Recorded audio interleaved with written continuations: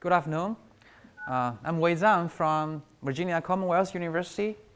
My research has been focused on redesign computer architecture to make it more time predictable. So I think those kind of architecture can benefit hard real-time software such as flight software. That's why I come to this conference. So in this talk, I will firstly give you a motivation. Why do I want to do this study? And then I will introduce a concept called architectural time predictability. And then I will introduce a matrix called architectural time predictability factor, or ATF, to evaluate how predictable this architecture is. And then I will show you some evaluation, some experimental results, and finally make a conclusion. So today we have a lot of embedded and real-time applications, from flight software to automobile control, to medical equipment, and to commercial product like iPhone, iPad. There are a lot of applications that need to have real-time performance. Otherwise, the quality of service will be hurt. So as you guys know, for hard real-time system, we want to identify the worst-case execution time. So for any program running on a particular processor, the execution time usually varies. Sometimes it varies significantly. So we have a range of possible execution time, so we can identify the best-case execution time as well as the worst-case execution time. But sometimes when we say worst-case execution time, we mean the estimated worst-case execution time. So if the processor is, like today's processor, is so complicated, we may get very overestimated worst-case execution time. So that will prevent us from scheduling all the tasks properly to meet the deadlines. So there are several reasons why the execution time can vary. We divide them into two categories. One is the software. Okay? In our software programming, we use different branches, have different passes. So when we change the input, it goes through different passes. That's one of the major reasons.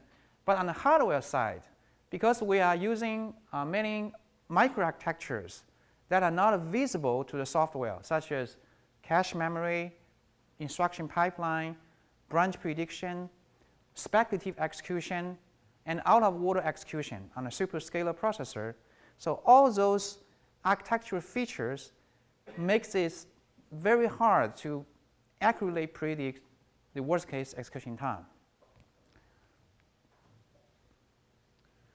And in the last few years, we are moving from single-core design to multi-core processors. This actually will make the worst-case execution time more complicated, because many cores can share some hardware resources, like shared bus, shared memory, or even shared cache. So the execution time of one core may be dependent on other cores. So this will make the WCT analysis even harder or less accurate, less safe. So to solve this problem, people have proposed to redesign the computer architecture. So traditionally, the processors are designed for improve the average case performance, okay, like desktop servers. So if we run the application 100 times, 95 times the performance is good. Okay? But for real-time community, we are looking at the worst-case execution time. So since today's processor is so complicated, WC analysis is almost impossible, now is the time to redesign the computer architecture to make sure the worst-case execution time can be accurately bounded. Okay? So we call it for design for time predictability.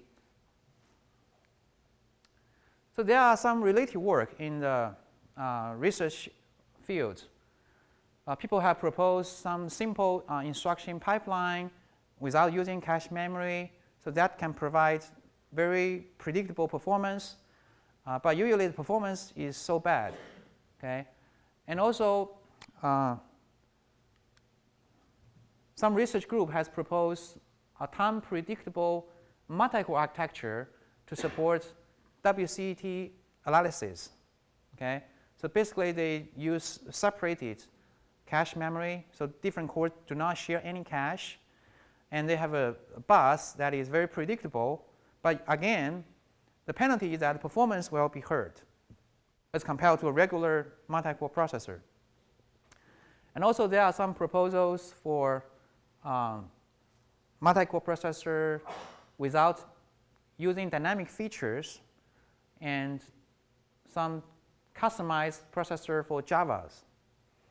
And also, in order to evaluate those processors, we want to know how time predictable this architecture is.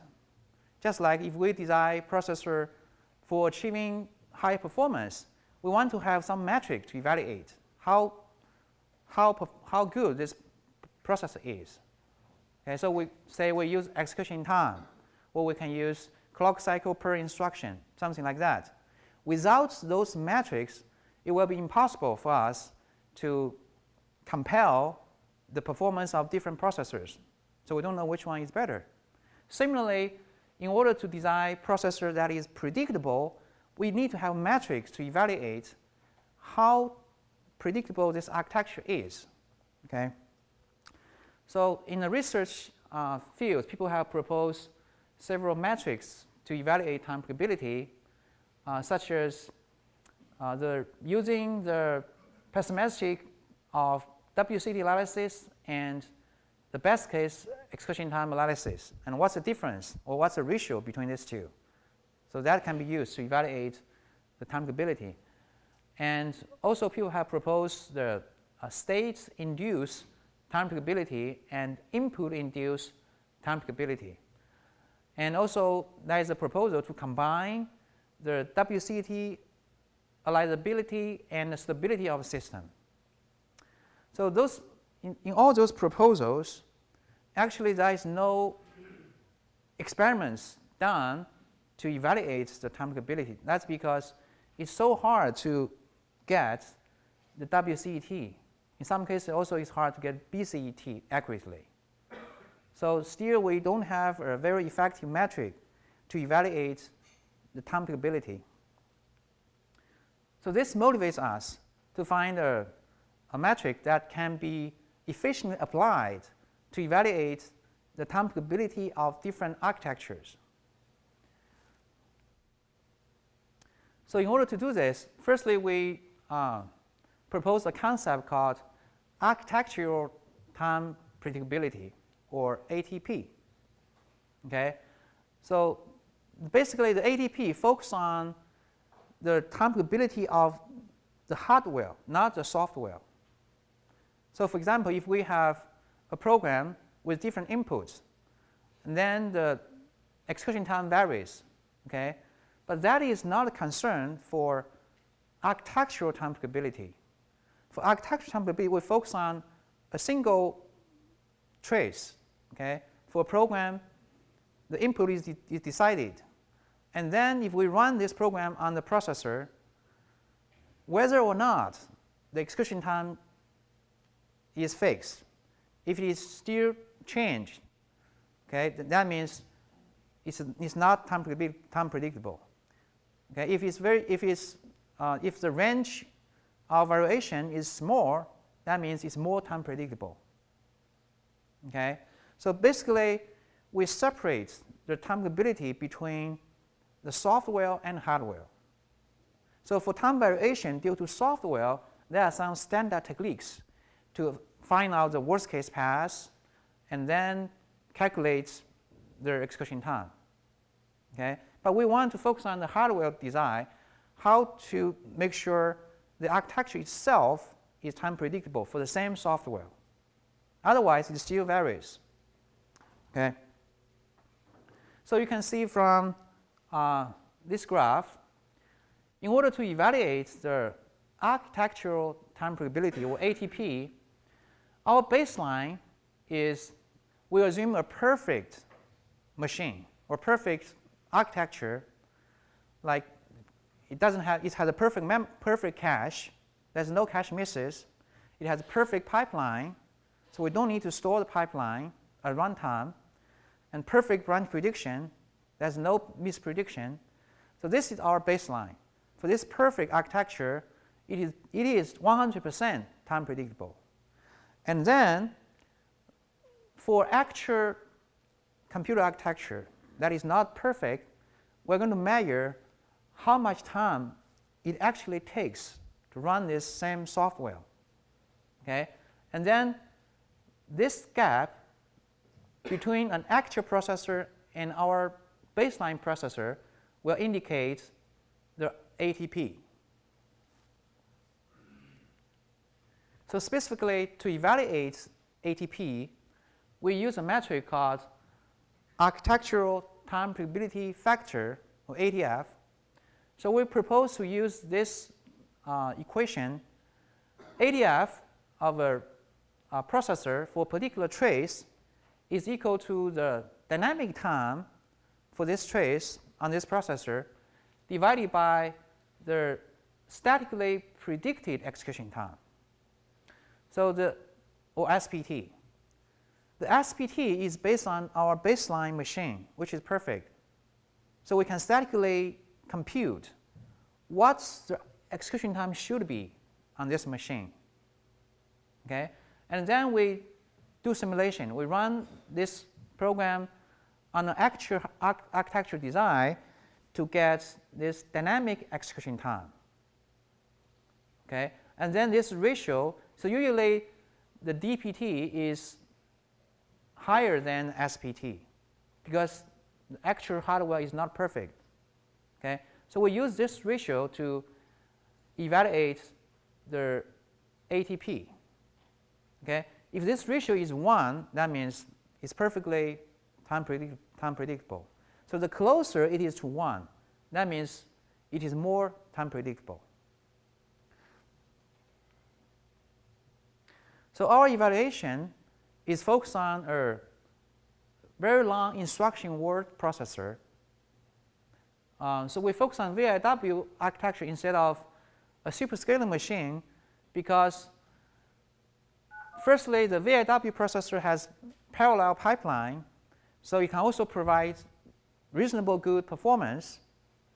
And secondly, the VIW processor uses software to schedule instructions instead of relying on the hardware to schedule instructions out of order at runtime, which is less predictable. So we focus on the VIW architecture, and then we analyze the architectural features of VIW processor. We find out there are still several factors that can affect the architectural time predictability. So one of them is the branch prediction, branch architecture. So if the prediction is wrong, then we have to go to the other path, re-execute the instructions. So that will increase the execution time and also affect the WCT. And the second factor is speculative execution. So based on the branch prediction, if the speculation is not correct, then we need to discard all those execution and rerun the instructions. So this will also affect the worst case execution time. And another major reason is cache memory. Okay, so cache memory is useful in general to improve performance, but in the worst case, the program may suffer a lot of cache misses. So the worst case execution time could be very bad. And also we developed an algorithm to calculate the static execution time. Okay? So we basically use a compiler to analyze the control flow graph of the real-time task, find out all the blocks, the basic blocks, and in the worst case, how many times they will be executed, and what's the latency of each instruction, and then we accumulate those execution time, and this report finally the static execution time for this task. So we did some experiments to evaluate the ATF for the VIW processor. So these are the different benchmarks. So some of them are from the media bench, others are from the WCET or real-time kernels. So we calculate the static schedule time by using our algorithm, and also we use a simulator to evaluate the dynamic execution time for this perfect baseline VIW processor. And the last column shows the ratio between dynamic execution time and the static schedule time, which is ATF. So we find for the perfect VIW processor with perfect cache, perfect branch prediction, and no speculation, no misspeculation, the ATF is 1. Okay, they're always the same. Dynamic execution time always follows the static prediction, no change. Now, we also did experiments on a more realistic VIW processor. So that means we have a limited cache memory. We may have a lot of cache hits, but we still have cache misses. And we have a branch prediction. Sometimes it may make wrong prediction. And also we use speculative execution. So this graph shows the ATF of a more realistic VIW processor. So basically we break the ATF down into different factors. Okay? So this blue bar shows the static scheduling time as we normalized to the static scheduling time. So it's always 1. Okay? And then we calculate the ratio between the speculative ATF, which is the ratio between the speculative execution time divided by the static schedule time. And also we calculate the cache ATF, which is the execution time of cache misses divided by the static schedule time. And also we evaluate the ATF because of branch prediction. So we find that while speculative execution and branch prediction can affect the ATP because the ATF is not 0, but the ATP is mostly affected by the cache memory, okay, especially for a few benchmarks. So the dynamic execution time could be 10 times or higher than the static scheduling time because of a lot of cache misses on the worst case paths. Okay? And also we did some other experiments. One experiment is we increase the number of ALU in the processor from 1 to 2 to 4. So we can increase the parallelism in the processor, and we find out the performance can be improved by increasing the number of ALUs. But the ATF will also increase because of the increased number of ALU. So that means the time predictability is compromised while performance is improved.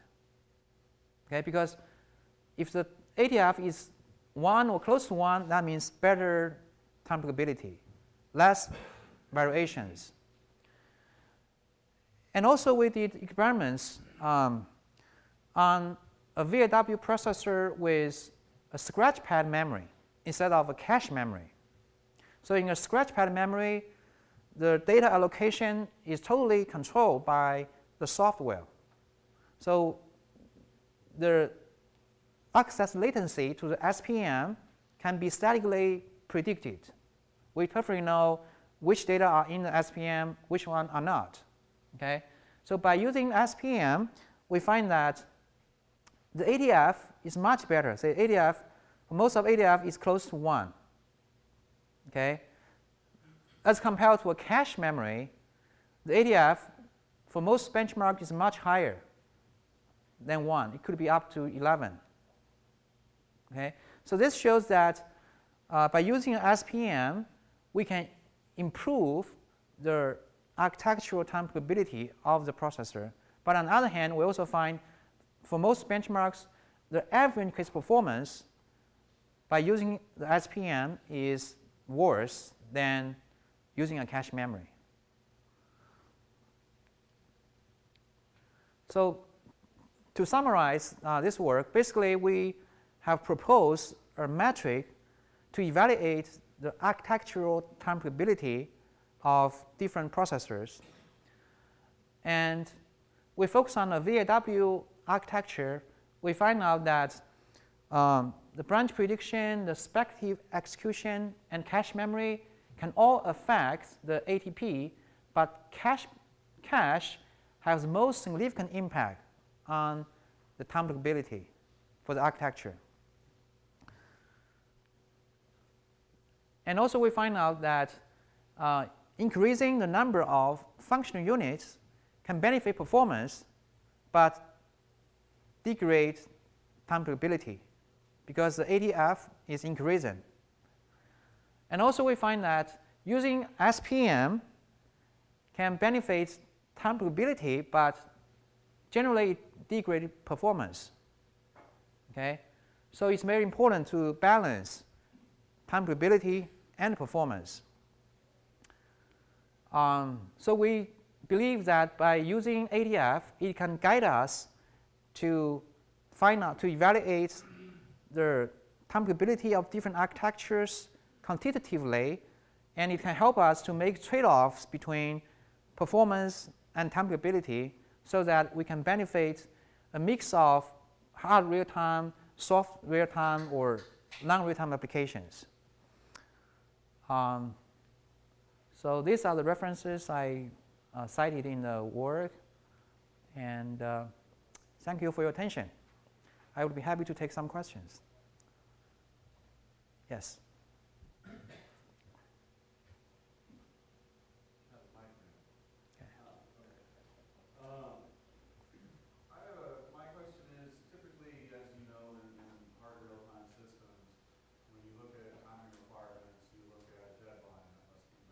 Right. It seems to me that this program is going the other direction, rather than simply assigning a deadline to something and ensuring through whatever means that it's met. You're saying, I want to find out exactly how long I take to do something or maybe respond to something. Sounds like you're interested in finding out maybe down to the number of cycles. Mm-hmm. And my question is why? Well, why go that way as opposed to just saying, you know, I have a deadline that has to be met, and as long as it happens any time up to that deadline. Okay, that's a good question. For real-time system, in order to know whether this task can meet the deadline or not, we first need to know how much time it takes on this particular processor. Okay, it may take longer time than your deadline if this processor is not time predictable. So the first step to make sure the task can meet the deadline is to know how many clock cycles or how many, say, milliseconds it takes on this processor in the worst case, right? So that's why we need to evaluate how many clock cycles or how many seconds, milliseconds it takes on this particular processor. Otherwise, we have no way to be confident that it will always meet the deadline.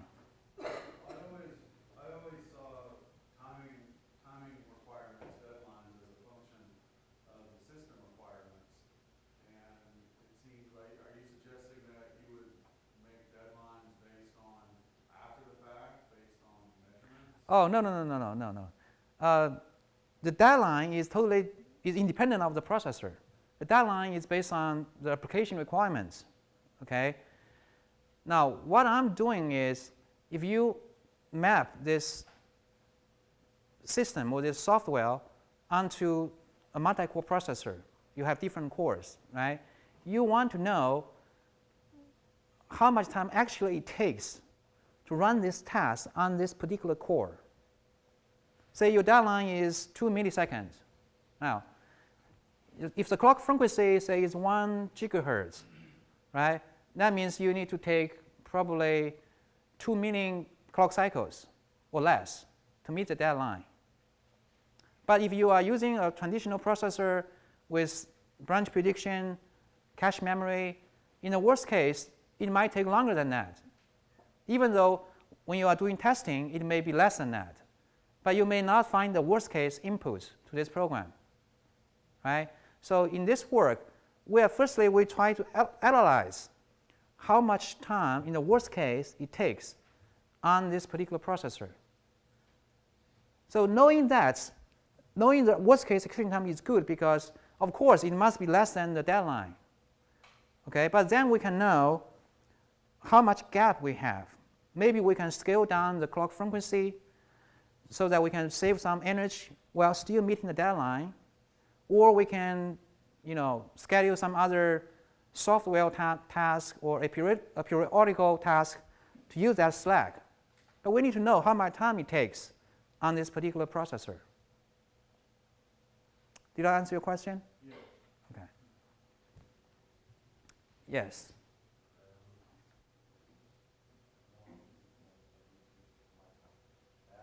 I think it makes a lot of sense to measure the equal architectural time predictability.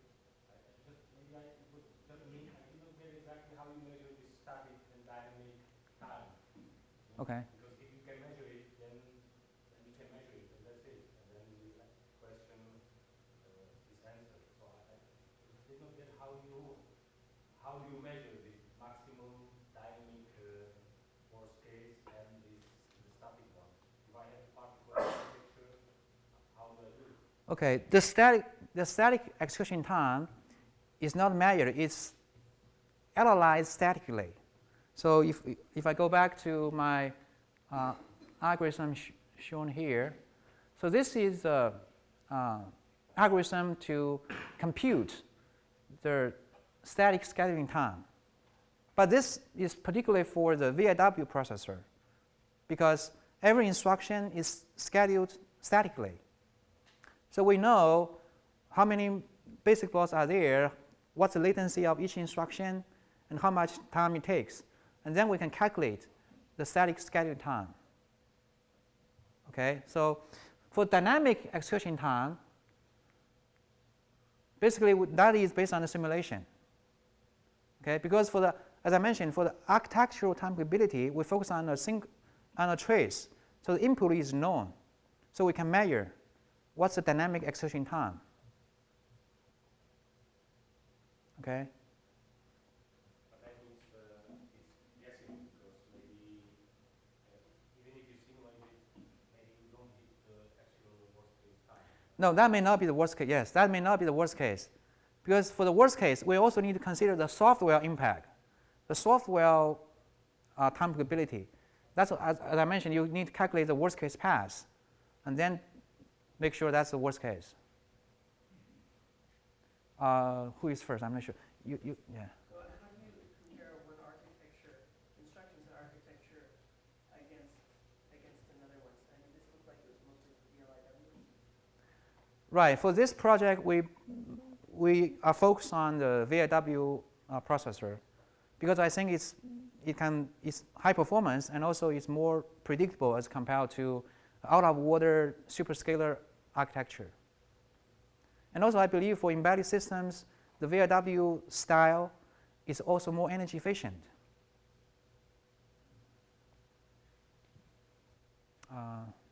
Yeah, some other questions? Okay. Yes, please.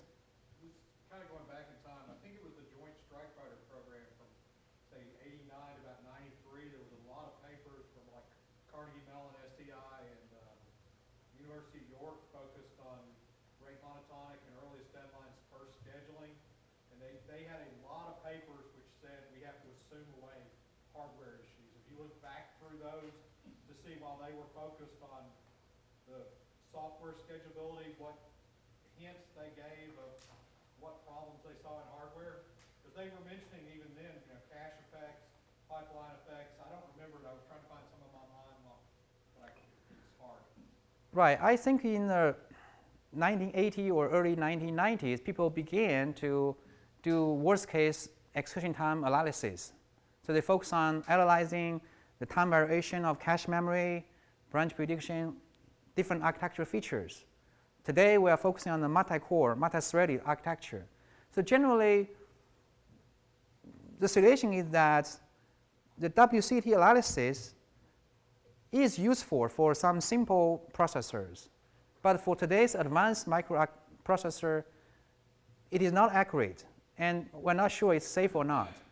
So that's why some people have proposed to change the architecture for time predictability, not for high performance. So in this work, I'm trying to, propose some metric to help evaluate how predictable it is. I was just asking if there were kernels of wisdom from the past that might have been, make sure all the problems that they had in the hardware while they were trying to do OS scheduling, that you had just kind of went back and go, oh, because there's a lot of just lessons learned from that program where they didn't even want to get into the hardware. Right. Actually, a lot of those real-time scanning work assume that the worst-case execution time is fixed, is known. But actually, it may be, it's so hard to get it for today's processors. I mean, for the early processor, it's very straightforward. Yes? Couldn't you just, with the modern RTOS, couldn't you just see when your task's scheduled out? So a lot of, I know a lot of the real-time Linux flavors have scheduling hooks you can have, and you can record the TSC of schedule in and schedule out, and then no matter what happens with cache misses or TLB misses or interrupts or whatever, you'll know exactly how long you're in that task, and you just run the thing empirically. I understand there might be a desire to analyze and say, based on analysis, the worst case is, but there is certainly room for empirical evidence where you just say, we ran this thing 100 million times and this was the worst case. So why, I'm just curious, why not take that approach as opposed to, it just seems like trying to figure out all this, especially when you get to the, we want to run on a different board now. And then, you got to start all over. Is there a way you can automate it? So what you are saying is that you measure how much time actually it takes on the processor, maybe after running many times. But the problem is that before we schedule those tasks, we need to know the worst-case execution time in advance, not after we have scheduled the system, because it may not be safe. Well, I just mean you can assign some arbitrary deadline, develop your task, and then run it and get the measurement. Okay. As opposed to, and I understand what you're saying, and I really liked your point too about if you know the worst case execution time, and you know that your deadline is more than met, you could say slow down to save energy, and that makes sense. I can buy that. But it seems to me that if you already know what your task is going to be and you have implementation, you could automate with just empirical testing. Okay, let me give you one example, okay? Suppose you are writing a very simple program with a loop. Now, inside the loop, there is a branch. So there is two passes. You can go this way or that way. Suppose this loop just iterates 100 times. So theoretically, you have 2 to the power of 100 different passes to go. Now, in your measurement, you have measured, say, this loop by, say, 1 million times. But that is much, much smaller than the theoretical, possible design space, which has 2 to the power of 100 different passes. So your measurements may not be accurate at all, or may not be safe at all. Although most likely, in reality, the worst case execution time does not exceed what you observed. But theoretically, you see, even for a simple loop with 2 passes, so theoretically you can go, because you can go different passes alternatively, so you have 2 to the power of 100 different passes. And if you go different passes, you have different instruction cache miss, different data cache miss, all those will affect your total execution time. So that's why